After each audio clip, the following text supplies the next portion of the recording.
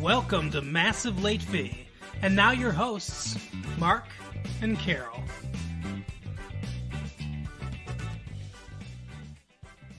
Well, hello everyone. Welcome back to Massive Late Fee. My name is Mark. With me as always is my girlfriend Carol. How are you doing, Carol? Hey, what's up? That's right. I kept your voice. I kept your mic off a little bit longer. Yeah, I was wondering what that was about.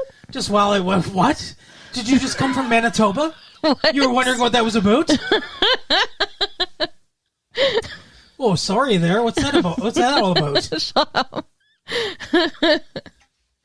Your ancestry is showing there, Carol. Carol's family is from Saskatchewan. No, we're not. They're big cross country skiers, right? You do the little snowshoes and stuff like that. Those big tennis racket looking snowshoes. That's why your feet are all swollen. Yeah, sure. Now you're suffering some ill effects from going to the mall. Yeah, but it was super fun. And ow, we got our nails done, airbrushing and everything. Oh my goodness. Yeah, it was pretty cool. Yeah, that's a hell of a thing. That's big now, right? Airbrushing. Oh my gosh. Yeah, but look, they've got butterflies. Absolutely. So it is May 3rd, 1996. It is. And we're coming at you with some more of what you crave. Hey, if you crave some more stuff, too, by the way, just to throw it out there, we do have bonus stuff, bonus shows you can only hear at my buddy's new website, Patreon, which is patreon.com/retrolatefee. Check that out on the World Wide Web. Yeah, we make special tapes just for you. We're the only ones on there right now because my buddy created this, and we're the only people on there, Right. accepting people that can, you can. It's like, how would I describe it? It's like subscribing to a magazine, or it's like a Harmony House. It's like doing the through the mail, Yeah, but I mean, like with Harmony House, you have to like choose from a menu, whereas Right. with this, you just get everything, and then you get a new one weekly, which is more like a magazine. Yeah. You get everything that we do, Yeah. and it's you get these tapes early, and you get bonus stuff. Because we send them right to you. Just so you know. So Anyway. check it out. Right. But we did watch TV this week. We did watch movies this week. And there is news this week. Wow. It's going to be a busy show, people. We got everything covered. It's going to be the same thing that we do every week, but different things. So, This Flame is Atlanta bound, Carol. Okay. What do you think that refers to? That's the title. This should be a new game. It's Guess the Story. I'll give you the title. We'll see how informed Carol is. This flame is Atlanta bound. This flame is Atlanta bound. I don't know. Is it a forest fire? What the hell? Only you can prevent forest fires. They just know that. This fire's got it out for Atlanta. It's been burning across all of Tennessee, headed right there. Oh no, it's coming down I-75. It's the Olympic torch. Oh, okay.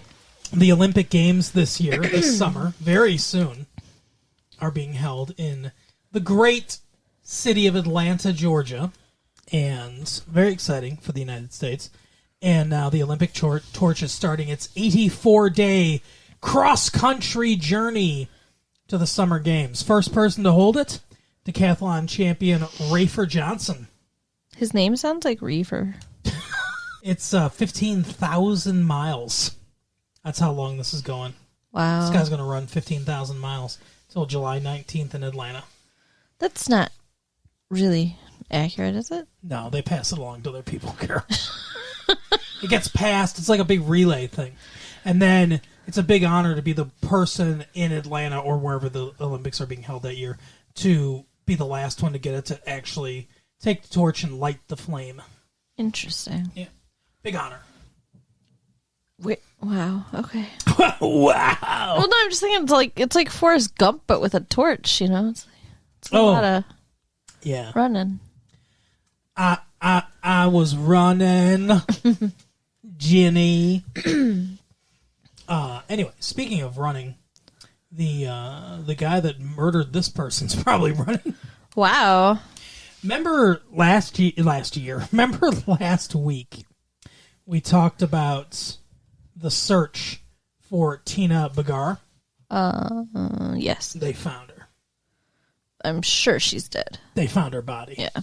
Yeah, she was abandoned behind one of the suspect's old family homes. That's a weird place to leave a body, especially if it's not your family home anymore. Yeah. Yeah, no kidding. Like, hey, used to live here, don't anymore. Here's a present. Yeah, remember when it's like a cat bringing you a dead canary. Except it's a dead grad student. Bill Bagar was a proud and private man. His newfound friends, Donna and Debbie, from the escort service. Jerry Holbert, the record driver, knew how much he ached. So, yeah, I don't want to go through the whole thing, but they found her. It seems like she went deep undercover, like you said, into the world of high-class escort services, and one of the clientele, the suspect is, I think he's homeless. So that is a very old family home. Wow. But he apparently killed her and disposed of her body there. Weird. Now, we don't know. He's just a suspect. They're going to be collecting evidence and everything. Of course. But we'll see. Innocent until proven guilty. It is the United States, after all. Is it? I think so. All right. Well, that's where we're... Yeah, definitely innocent until proven guilty, right? OJ can tell you that. Even innocent after proven guilty. Right. So, he's... it's bittersweet, I guess, according to him, because he was afraid they'd never find her. They found, obviously he didn't want her to be alive, but I guess it's better to know than to not know. For sure. Is it, though? I don't know. Oh, I think so. You think it's better to know than to not know? Yeah, because otherwise you spend all this time worrying about the person, wondering what happened to them, looking for them. It's a lot less effort to mourn and grieve than it is to be in this constant state of anxiety, worrying about what is or isn't. I guess that's true. It just seems like you'd always be able to have this hope, even if you knew how futile that was, and this would take away that hope. I mean, yeah, I guess, but it would be exhausting. Yeah, I guess you're right. But a cautionary tale to all grad students out there: don't go deep undercover in the world of escort services. Yeah, it's a good way to get fucked up. Apparently, crazy. Like it's a wild story. I mean, there's twists and turns to it and all that stuff. But did they say what the cause of death was? I didn't see. I think strangulation, maybe. You're just guessing. Yeah, I'm just speculating on this woman's cause of death. I'm speculating on this real human being's cause of death. Yeah, that's correct. Okay. I have no idea. I didn't read that far into it because it's a depressing story. Yeah. I have the shape of the story, but not all the details because I was like, ugh, this is going to bum me out. Well, maybe I'll read it later because I want to know. It is interesting. It's interesting in ways, but there are people that, so they'll have TV shows on, like Dateline, right? Dateline NBC, they'll have that on, or they'll have shows sometimes on cable where it's like this person murdered somebody and it's like we're going to take you through the investigation. They kind of frame it like a mystery a lot of times, like which one of these people did it, and then they reveal who it was at the end or the evidence they found at the end. But it's a lot about murder, and it seems like people are really interested in that stuff. There's the Time Life series on serial killers that do like Time Life books, and they have one for like each serial killer. That's kind of fucked up. They have like a Ted Bundy book. They have a Charles Manson book. They have a whatever, and trading cards that you can collect. And what? No, they don't. You freak. No, but the books are basically just like here. They go through all the crimes and stuff like that. Well, people seem really interested in that stuff. Well, I mean, I did read like the transcript of the Lizzie Borden trial. Did you really? Yeah. Interesting. It was in a book. I mean, it's not like I went and did any kind of legal research or whatever, but yeah, there was just a book of it. So why do you think people are interested in that stuff? I don't know. I mean, I guess just wanting to understand how somebody can go so wrong. Yeah, I always thought that it was because the thought process of somebody, especially a serial killer, but a lot of times just regular murderers too. But the thought process of those people is so alien to us that it's kind of like fascinating to be like, how, we want answers and there usually aren't easy answers. Yeah, that makes sense. You know what we should do? What? We should make tapes where we just tell people about old stories, old like murder stories and stuff like that. Nobody wants to hear that. Like people that have been like open investigations and stuff like that. Nobody would want to listen to that. I guess you're right. That would not take off in any way. I guess you're right. It's too depressing. It is depressing. But people seem to like it. They like the Dateline stuff. Uh-huh. You know what else people like, though? What? A little happier. What?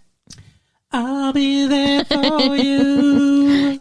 Friends, yes, they do. Yeah, we watched an episode of Friends. I'm sure you're surprised by that because, it's only the 10th episode of Friends we've done. I think it's only the 3rd episode of Friends we've done. Well, no, because we did a couple in the beginning. Did we? Because we were going to start doing that every week, and then we decided not to. Well, it's a very popular show. Yeah. I mean, what are you going to do, Yeah, I love it. So this episode, it's Rachel's birthday. It is. And her parents are getting a divorce. Is this the first time we've seen her parents? It's the first time I saw her parents. I don't know. I haven't seen every episode. Dr. Green and Marlo Thomas is her mom. Did you catch that? Her mom was that girl. You don't know who Marlo Thomas is? What sucks is I laughed like I knew, and then you called me out like that. And then I sound like an asshole. So thank you for that. No, Marlo Thomas, that girl's show in the 70s. I have no idea what you're talking about. Yeah, so you're not familiar with that girl. No. Marlo Thomas, Danny No, Thomas. Grandpa, I'm not. Danny Thomas's daughter, wife? I don't know. No relation, maybe? I don't know. Who knows? I don't remember. But, okay, this is a weird episode. I want to know... Our episode right now is weird. Yeah, probably. But, no, okay, so, her friends end up... Wait, which friends? Come on. Joey, Monica, Chandler, Ross, And Phoebe. Phoebe. There's I remembered all their names. Good for you. You said that like you had a knife behind your back. Because you do that all the time. Remember their names? No, because you go, good for you, good for you. Oh, okay. So I was just fucking with you back. All right. No, they were trying to throw her a surprise party. And her dad just randomly shows up. And instead of being a normal human being when Monica... But why shouldn't her dad be there? Because it's her birthday. Let's assume, yeah. So And her dad shouldn't be there. plans. I don't think that it's normal to just stop by on someone's birthday and assume they're going to be home because, of course, they could have plans. Yeah, well, I agree with that. But it's all set up because she goes to her little sister's graduation. Right. From college, I believe. Yeah. And, yeah, I wonder who we're never going to see her little sister, right? Probably not. I mean, I don't think we're going to get very far in depth in these people's families. It's friends. It's about friendships. That's true. It seems like a lot of them might be lovers, too. A lot of them? Well, Ross and Rachel are together, and then can't you see, Joey and Phoebe getting together because they're the dumb ones? Oh, that's not really a love connection characteristic, but sure. Being dumb ones. I see a lot of dumb people together, trust me. I mean, I can kind of see Monica and Chandler. There were a lot of dumb people in the Love Connection, 2 and 2. Sure. Monica and Chandler? Yeah. They kind of tend to jump into situations together. He's hyper with his humor and she's just hyper, so I can kind of see, because they're both sort of high-strung in different ways. Yeah. She's a control freak and a very type A personality, and he's all like manic energy. Right. I can see that. Okay, yeah, I can see that one. Anyway, so who would be with Joey then? Every other woman in New York. Yeah, that's true, yeah. He's always sleeping around. Anyway, so she went to her little sister's graduation, and her parents were there, and they yelled at each other the whole time. Like, apparently even disrupted the ceremony. Because, like you said, they're getting divorced. So she didn't, because Desmond Tutu was there for some reason. The Bishop Desmond Tutu. That's so weird. Well, they're really rich. So. Oh, yeah. Maybe she went to Columbia University, because that's in New York. And that would make sense, because it's an Ivy League school. Right. So, yeah, that would make sense. I don't know if they said where she graduated from, but if it was Columbia, I could see Desmond Tutu being there. Anyway, so she doesn't want them at her birthday party. So, but Monica already invited Marlo Thomas. Yeah. Because she was like that girl. I remember that from the 70s. Because I'm not a grandpa or grandma. I'm just a blonde woman with big boobs now, apparently. What in the fuck are you talking about? Monica. When they go... Monica doesn't have boobs. I mean, Monica doesn't have boobs or blonde hair. She did one in this episode at the beginning. Oh. I missed some episodes. Yeah. All of a sudden, she's working at a diner now where she has fake boobs that she puts in blonde hair. Yeah. What is that about? It's a theme diner. She's Marilyn Monroe. She is? Yeah. Oh, see, you have to explain this shit to me. I didn't get any of this. Really? I haven't been watching many of the... I watch episodes here and there, but I don't watch them, in a row, so... But, I mean, just to look at her and the diner, you can just, from context, figure out that she's supposed to be Marilyn Monroe. It just looked like a normal diner to me. It looked like a normal, regular diner, like the kind of diner that I frequented when I was a middle-aged man. Okay. Back in the 40s. Sure, Grandpa. No, it just looks like a normal diner to me. I didn't know she was supposed to be Marilyn Monroe. Marilyn Monroe's boobs were not that big. It's a 50s style diner.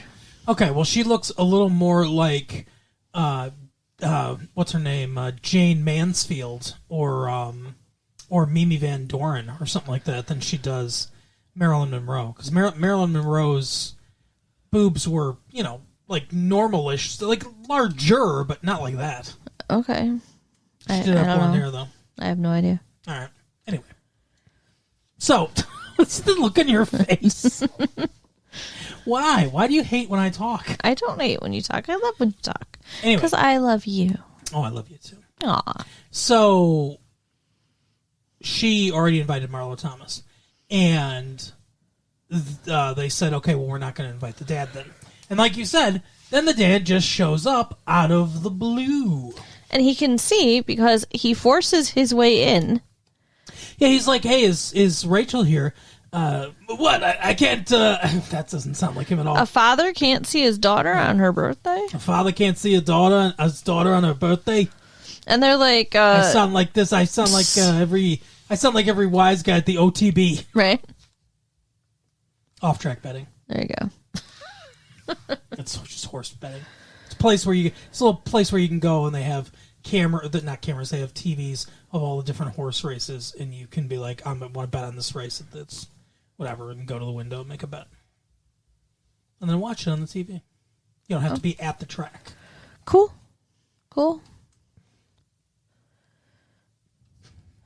Continue. He forces his way in because they say Rachel's not there, and he just walks in like, he's like, well, let me wait. You're having a party?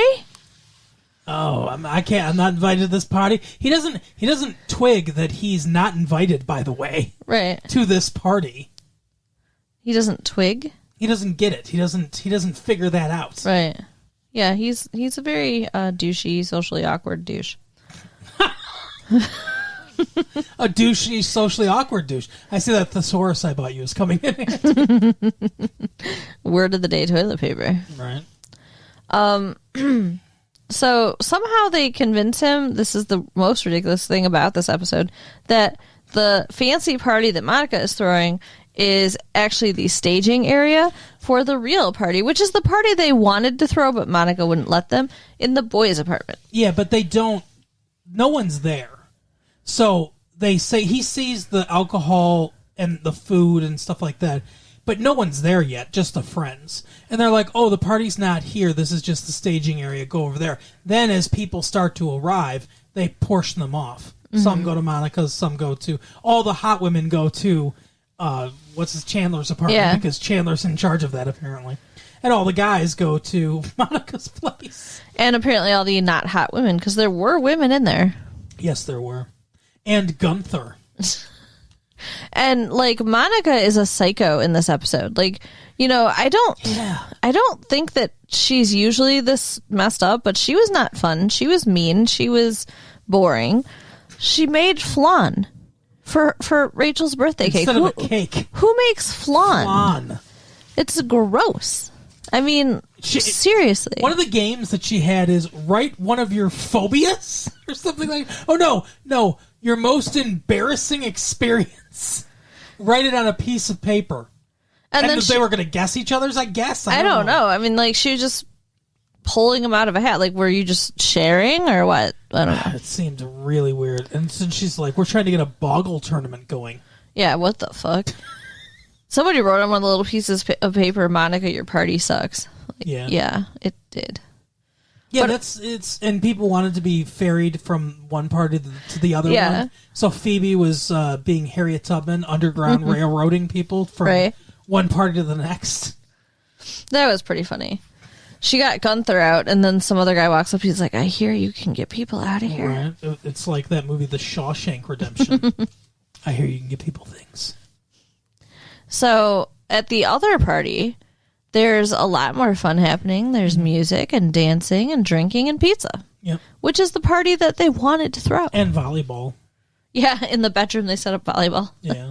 That's funny. Some woman called, what's his name, Matthew Perry, Chandler. Some woman called Chandler Dennis. Right. And then tongue kissed him. So then she was calling Dennis, and he's like, that's me. Right. He's such a horn dog. You know, they adequately label this episode, though. I don't know if you are familiar with this term, but it's called hanging a lantern. Okay. Or a lampshade on something, where it's like you understand that you're paying homage to something, or even flat ripping something off, or something about your plot doesn't make sense.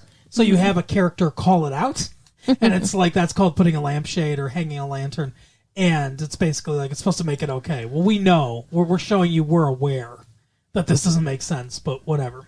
And sometimes it works, sometimes it's funny, and sometimes it doesn't work.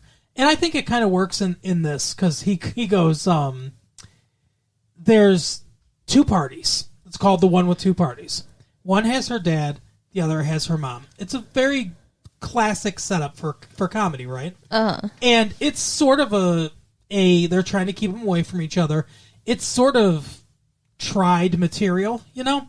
But Chandler says, because they're talking about what are they going to do, and I think he says to Monica, or he says to somebody, he's like, I'm going to ask Jack and Chrissy what they would do. Because this is like right out of they never did an episode that has this exact plot, but it's like it's right out of Three's Company. Right.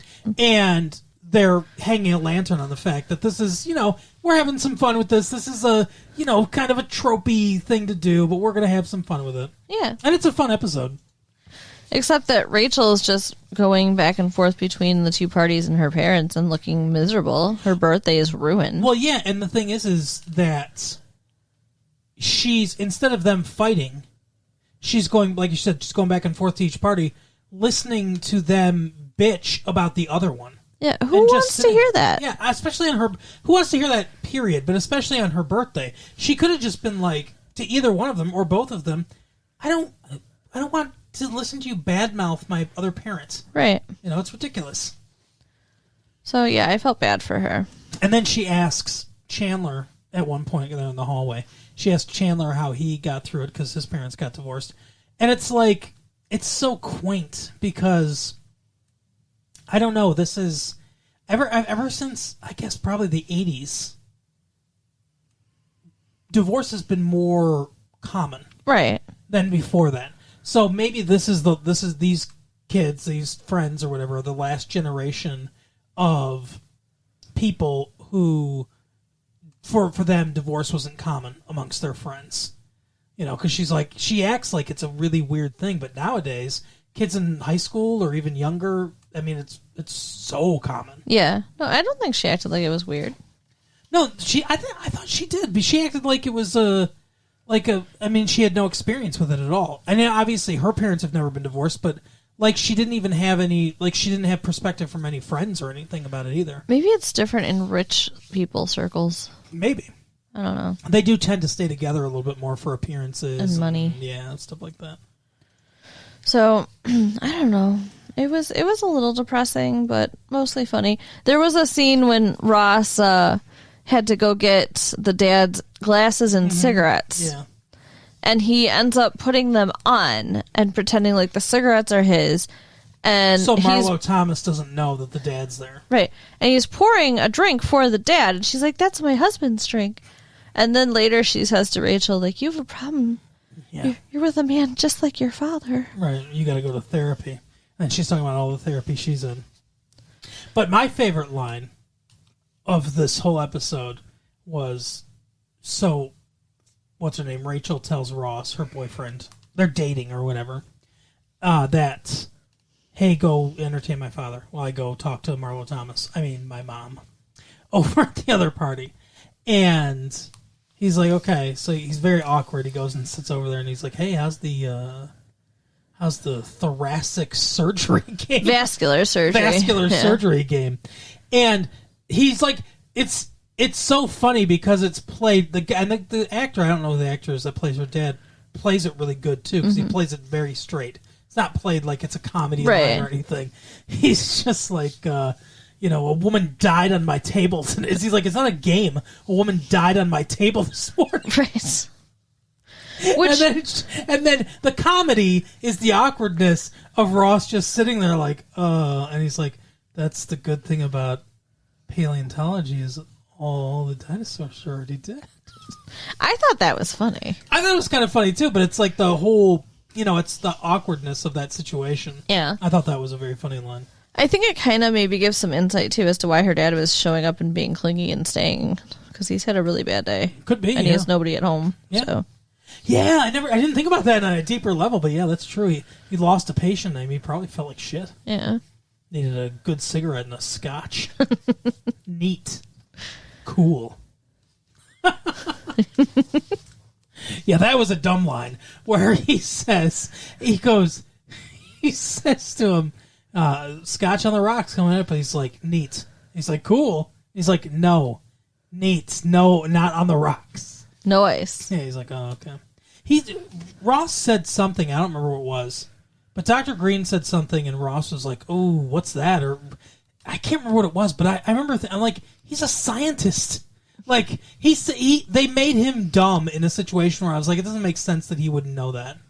Because I know he's a paleontologist, so it's not like he's a doctor or anything, but he's in the field of science. He would have taken science classes. He would have known whatever this thing was that Dr. Green was talking about. I don't remember what it was. It didn't make sense. That was the only thing that stuck out to me. I was like, they're just making him dumb because it's funnier for him to not know in this situation, but he would totally know. Right. Anyway, so that was the show. It was the show. What movie did we see this week? Do you remember? I do. Okay. The Craft. The best movie ever. Dr. Green's going to need to operate on you pretty soon. Hey, what? Like you're going into a coma there. That's not nice. You're like, I'm in a food coma. This is the last time that I let you go out with your girlfriends to walk 15 miles around the mall before we record one of these things. I actually got 8 hours of sleep last night. Let you, because I control what you do. Right. Now you came over from England. Right. Shut up. But I actually got 8 hours of sleep last night, and I'm still tired, so that's kind of weird, huh? It is weird. Anyway. You should have a cappuccino. Espresso. I'll take espresso. Like espresso more than... Yeah, you're not big on coffee or and cream and sugar and stuff like that in your coffee. You're not big on that. The best thing ever, though, The best part of waking up. is a mocha cappuccino Mocha cappuccino in your cup. with an extra shot of espresso and a shot of raspberry. Holy shit. Where you get that at? Caribou Coffee? At the place in Royal Oak, the little, Caribou Coffee. independently owned place. Caribou Coffee. No. Because there is a Caribou Coffee in Royal Oak. Right. I'm sure there is, Right but by, that's not what I'm talking about. Yeah, you're talking about, holy shit, I can't think of what it's called. Me either. I can't think of the name of it. I should have gotten some, though, because it would keep me awake. Yeah. Or some Jolt. Jolt soda, yeah. So, yeah, we saw The Craft. And the girl What's The Craft? from the Empire Records movie... The girl from the Empire Records? Shut What up. are you, 90 now? You're the grandma now. The girl from the Empire Records movie. She was in this She was movie. playing with a hoop and a stick and drinking sassafras. Oh, goodness. Okay. Yeah, her name is Robin Tunney. See, and that's why, you're awesome, because you know things like that I don't know. Yeah, she was in Empire Records, which we saw a couple weeks ago, but on tape. So that movie came out a year ago. Right. So this is the movie she's in this year. And she tried to kill herself in both movies. Oh my god, yeah, you're right. It's kind of Think about weird. that. I wonder if Robin Tunney's trying to tell us something. This is an elaborate cry for help. Like- with every movie role she picks. Yeah, she even cut her wrists in both movies. She walks into the audition and she's like, "Does my character have a backstory where she attempts suicide in this movie?" No? Okay, then forget it. Right? I'm out. Yep, I don't want to do it. But she just moved to town with her dad and stepmom. That's And- always the way, right? All these movies, it's like, oh, they're new in town Right? all the time. And there's always the evil stepmother. Although her stepmother was barely in the movie and she was not evil at all. No, Her parents were really nice. She seems more lame than anything else. I've got cookies, girls. On that sleepover they had. That wasn't her mom. That was somebody else's mom. Oh, okay. Somebody else's mom we never see again. No, it was actually the one mom that we saw a lot of. The one with the black hair. We saw a lot of her mom. Farika Bulk, I think her name is. Yeah. And then, oh God, what's the other girl's name? That we know. Like, Nev Campbell. yeah, Nev Campbell's mom, I think, was the one with the cookies. Oh, okay. They were playing light as a feather, stiff as a board. Yeah. So before we get into that though, what did you think of the movie? Let's do our the initial thoughts. I love the movie. I love it, love it, love it. Like, I want to live in this movie, and I want to be friends with these witches up until the point where they go crazy, and then I don't want to be their friend. You anymore. want to live, and so this is the same thing that you said about Clueless. You'd like to live in both the world of Clueless and this world. Yes. Very weird to me. Well, I mean, they can exist simultaneously, and I can go back and forth between them because I'm a Gemini and I have a multifaceted personality. Oh my god, yeah. It's the two parts of my personality: the really happy, peppy part, and the really dark, scary part. Okay. So you're kind of like Tony Basil and I don't know, who's a dark, brooding female singer. Who's Tony Basil? She did the "Hey Mickey, you're so fine, you blow my mind." Hey Mickey, Sure. Hey, Mickey. I can do that. you got it. Anyway, so How about you? What did you think about the movie? I love the movie. I think it's a very good movie. It's another one of those movies where, kind of like you said, you want to be like, like Empire Records, like a hangout movie, right? This is sort of, I mean, it's a more plot driven than that because there are things that happen. Oh, in yeah, this definitely. that have big consequences. Although there are some things that happen that have no consequences too. But the person who wrote this movie, I apologize, but I didn't look at the name in the credits. I don't know who directed it either. Me either. Stuff we should have found out before we went on the air. Well, stuff you should have found out that I never pay attention to. But the writer and the director do a really good job of building this world. Yeah, they did. Like, they're going to this private school, and so you kind of, get immersed in that, and Yeah. there's some asshole boys, and, Bleeding Jesus. Yeah, on the way in, they have this giant like crucifix that he's bleeding and it's gross. It's like a fountain. They just have a hose. They do not. Steady stream of blood. And then there's the witchcraft store that they go to where she sells like books and other stuff, candles. Yeah. I went to a store like that before. Do you know how to use a candle? That was funny. She's like, you light the wick. Right. But you've been to a witchcraft store before? yeah, they call them a new age store, but yeah. Okay. They sell witchcraft stuff there. What do they sell? Books and candles and like... Do they have a mysterious secret room with a pentagram probably. Painted on the ground?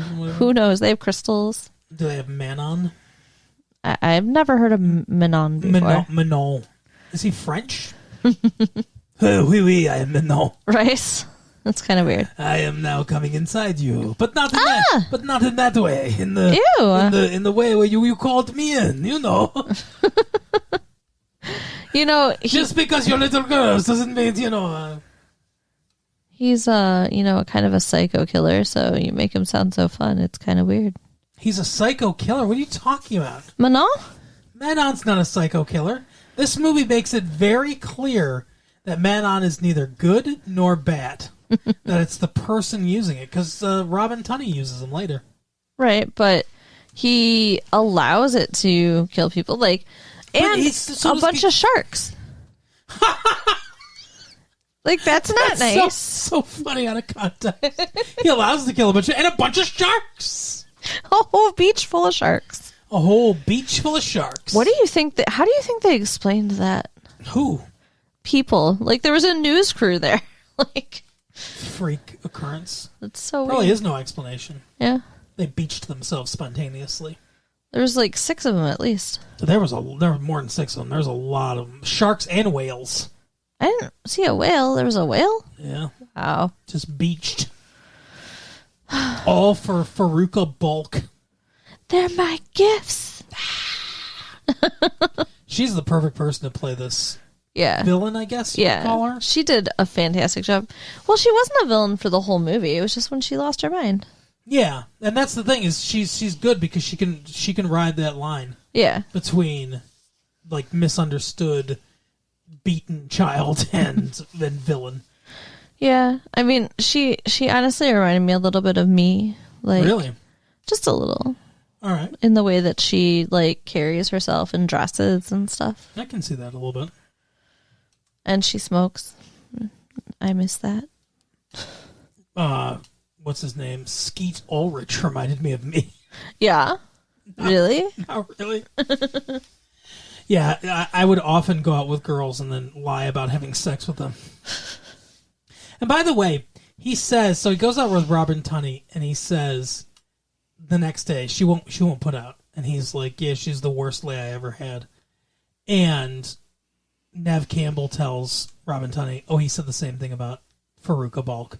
Mm-hmm. And it's at that point I'm thinking, like, do his friends believe him then? Like, right. Could you imagine, like, having that locker room conversation? You're picking some bad girls there, man. Right. Every time it's like the worst sex you've ever had. It's not good. Well, I mean, Did you ever think maybe it was you? You're the common factor here, buddy. I mean, I have to assume that he did have sex with some girls. Oh, sure. I guess, yeah. He only says that the ones that don't sleep with him are bad. Right. So you think that those are the only 2 that didn't sleep with him? Well, I'm not saying that, but I'm just saying that there's probably enough other girls in there that it doesn't sound like that. Yeah. I don't know. Did you think it was weird that... So Robin Tunney's new in this town. She killed her mom. She's new in town. During childbirth. And she's in class, and she's just casually making a pencil float. Yeah, that seems a little dangerous. Like, why? Well, she was bored. I don't think she even realized she was doing it. You don't? Like, I think that she was maybe like spinning it or whatever, and then it just started doing it on its own, and then she was like, oh shit. How have people not figured this out before, though? If she's just casually doing magic. Yeah, I don't know. I mean, she's no Robin Lively. Who's that? From Teen Witch. When did that come out? You've never seen Teen Witch? 1989. Really? Yeah. Oh, no, I missed it. Yeah, it's oh my god, it's something. Okay. I'll have to show you we'll have to rent Teen Witch. Is it as amazing as Kindred the Embraced? Yeah. It's about as good as Ice Skulls. Or what's that one? Oh god, the Adventures in the Forbidden Zone. It's terrible. It's just a terrible movie from the 80s. It's a Mad Max / Star Wars ripoff movie. Okay. Anyway, so yeah, she's no Robin Lively where she can hide her magic Yeah, she's not doing a very good job or even really trying. or make her friend rap. Yeah, well, you'll have to see it. You'll have to top that. It's so weird, though, that, like, Neve Campbell sees her playing with the pencil, like, making it float and stuff, and so she knows. And she walks in to science class and says to... It's funny because it's the opposite of this. Like, it's science and superstition, right? So they're in science class talking about these superstitions, these supernatural things, things against science. It's layered. She tells Faruka Bolts or Salts or whatever. What? Faruka Balls or Veruca Salt. Whatever. Faruka Bulk, I think her name is. The evil girl. I found our fourth. Woman. Yeah, do you need 4? Apparently Is that a thing? Well, that's what they said because they need 4 to call the corners, and there's 4 corners. Okay, of course. Well, no, that's what they said in the To movie. call the corners. I'm just repeating What the is movie. calling the corners? That's how they got Manon. Who's Minot? Come on. Who is that? You know. Is that somebody we've talked about before? Nature. Nature. Like, What? the thing. You know. Why are Nature. Why are you doing this to me? What are you talking about? You know what I'm talking about. We just talked about Manon. Carol, that was a glamour. Fuck off. Oh my gosh. Yeah, that's another thing that happens in this movie. Glamour. Yeah. Chekhov's glamour comes into play because they're like, hey, you can make people believe things and you can do glamour. Watch the worst fucking special effect shot you've ever seen. Yeah, she changes the color of her hair, and it's terrible. From whatever it is, brownish to mousy blonde. brown to terrible, terrible bleach blonde. And it's so obviously a wig that they put on her, but the shot is also because she moves her hands over her head, right? And what do you stare? Why?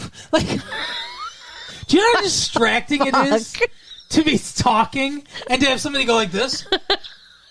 I didn't think it was a wig at all. You're looking at me like what the fuck? What are you talking about? I How am I supposed to continue? I don't Like, agree. you don't say anything. You don't say, oh, I don't think that was a wig, so that we can have a conversation about that. You just let me go, but stare at me. They can't see anything. So it's like, Because I don't. why don't you just do the whole show and I'll make faces at you the entire time? I didn't want to interrupt you, but you interrupted yourself. You think it was like a computer effect? Yeah, because of the Maybe. way that, it changed as she moved her hands. That, to me, seems a lot easier to do with a computer than with, stop motion? I don't even know how they would do that. Well, what they would do is it's like a cowboy switch kind of, right? So she'd pull her hands over and then they would stop the film. They'd put a wig on her and then they'd try to get her in that exact same position and keep moving her hands and revealing the wig that's now on. So that's how they would do it. I'm trying to remember exactly how fake it looked. I thought maybe it looked so fake because just they didn't time the splicing right and they didn't get her exactly in the same position and it just was a terrible looking shot. But you might be right. It might be a computer effect where they just added it afterwards and it just looks awful. Well, yeah, because her hair doesn't change, just the color changes. And then she shakes it out and it's the same. Oh, that's right. She does do that shake thing and then that had to be an effect because they wouldn't have been able to do that kind of switch, but they could slowly minimize the effects of whatever I don't know, like Microsoft Paint that they used to try to color her hair. And that was the problem. Terrible. The color was just horrific. Well, it's just a bad effect too. It's not good. Yeah, it was all bad. Not the movie, just that scene. Yeah. So they establish that as a power, and then later it gets used. So in the climax. So it's Chekhov's glamour. Chekhov? Do you know what that's a reference to? Chekhov's gun. I do not. Chekhov's gun is like Chekhov said. If we see a gun in the first act, it has to go off in the third act. Okay. Basically foreshadowing type stuff. So they call anything that comes back like that, they call like a Chekhov's gun situation. I gotcha. That makes sense. And for humor's sake, I replaced the word gun with glamour since that's what we're talking about. This has been Your Joke Explained. I guess it's a little grandiose to call that a joke, but whatever. So they call the four corners. Yeah. And they each ask for something. Yeah.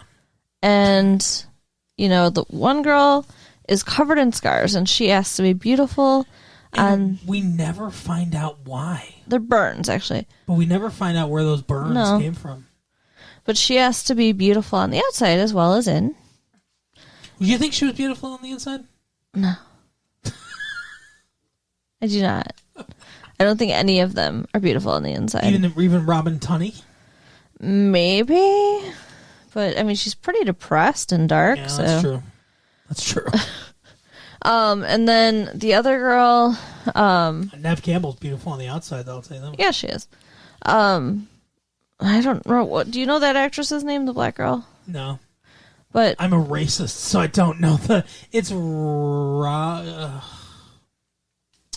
Robin. It's her last name is short. It's like Clute or Fleet or something like that. Okay. Well, when she asks for something, she asks to love her enemies or stop hating her enemies or something like that. And then her enemy's hair starts falling out. This is the girl who's been making fun of her hair. She said it was like pubes or whatever. Mm-hmm. Until then her hair starts falling out. I don't think that translates correctly into what she was asking, which is another reason why I'm saying I think Manon is a little evil. A little evil, okay. Yeah, I see what you're saying. Rachel True, that's her name. Rachel True. Although the witch lady in the store says that whatever they do is going to come back on them threefold. So I guess that's just a way of it coming back threefold. I don't know. I maybe, but that girl is. They try to. This is like the popular blonde girl. She was actually on a TV show I used to watch called Hey Dude. Okay. It's a little wild and a little strange, but she's such a racist, like unapologetically racist. And then after the bad stuff starts happening to her, because she says, you know why? It's because I don't like Negroids. Yeah, it's so terrible. And so then when this stuff starts happening to her, they try to elicit some sympathy for us later, like, towards the climax of the movie. And I guess it's supposed to be she's feeling bad about it too. So that's causing her to love her enemy, I guess? I guess maybe that's what it was, yeah. Because a bunch of bad stuff happened to her, so then she started to that's the only way she could, have sympathy for her or whatever. But they're trying to make us have sympathy for her. I'm like, no, you went too far with the Right. racism with her. Like, you didn't veil it at all. It was just very overt, and it's like, I don't have sympathy for her. That character could fucking die for all I care. But I mean, what she asked for was actually a genuine good thing, and I think that maybe she's the only one that is good inside. Oh, okay. Yeah, we don't hear a lot about her. Yeah.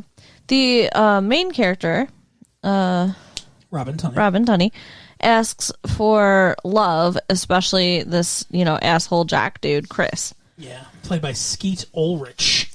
And then Veruca Salt. Never mind. Then Veruca Salt goes to the chocolate factory. The dark-haired scary girl.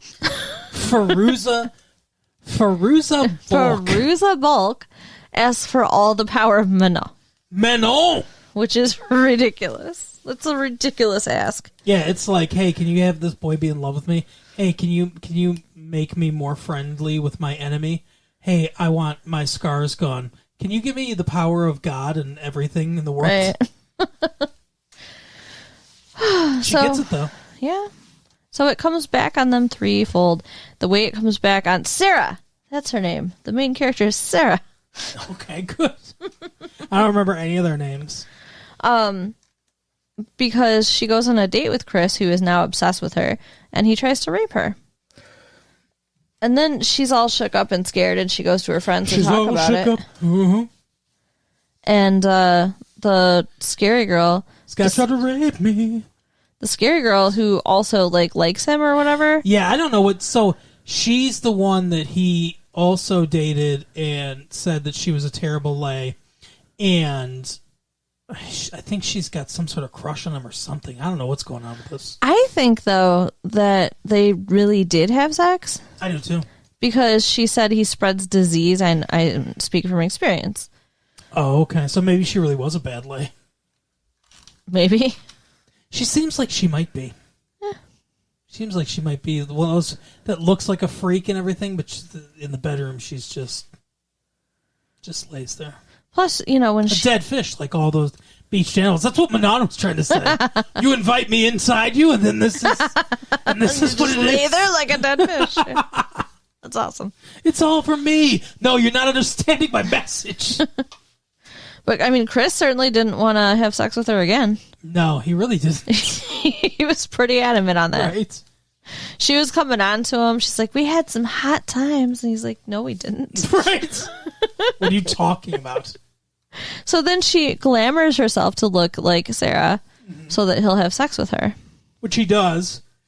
Kinda. Because he's drunk. Maybe. He doesn't, because he's drunk and he doesn't realize that, she changed right before his eyes. Somehow. Right. Weirdo.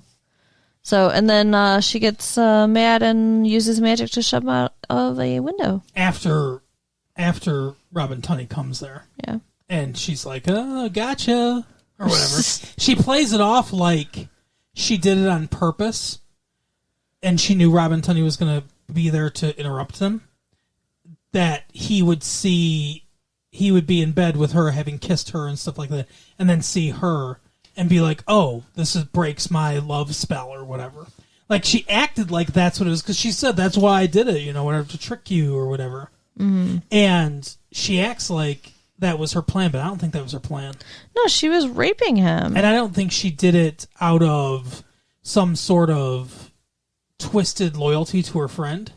I think she did it out of jealousy and for her own selfish purposes. Yeah. Because she didn't like this guy. But she did like this guy. Yeah, exactly. It's a love-hate type of thing. Yeah. So, everybody's a little scared of her now because she killed somebody. Yeah, they cut from that to just Robin Tunney crying in her dad's arms and stuff like that, which, like you said, had to be a weird situation.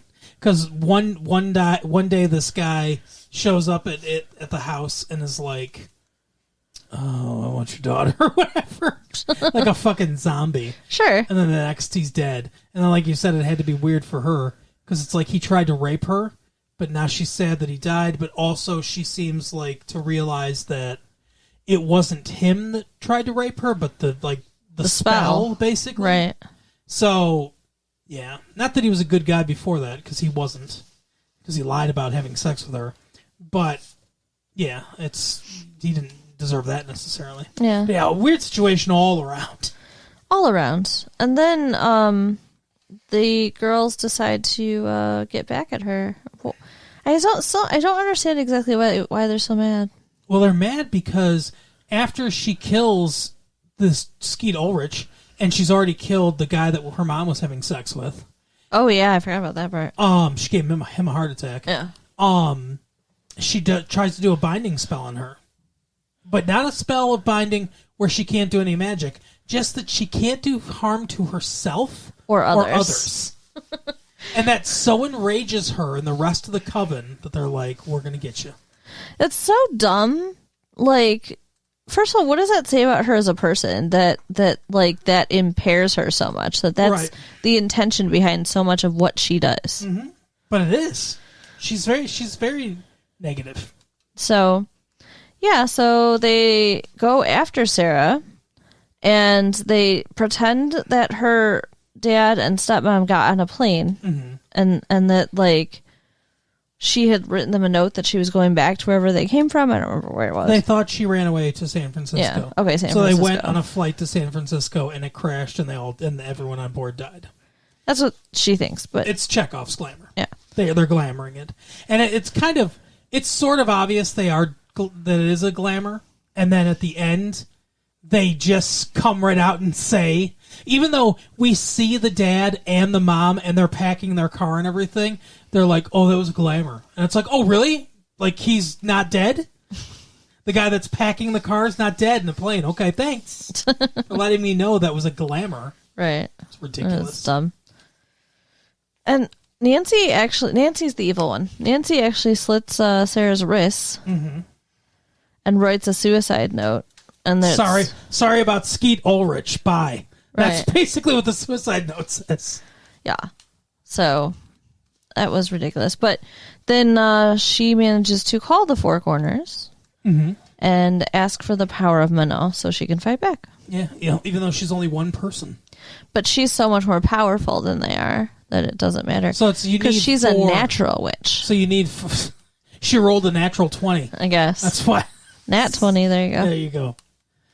Oh yeah, it doesn't make a lot. The rules of this universe don't make a lot of sense if you really dig down to it. But it's fine.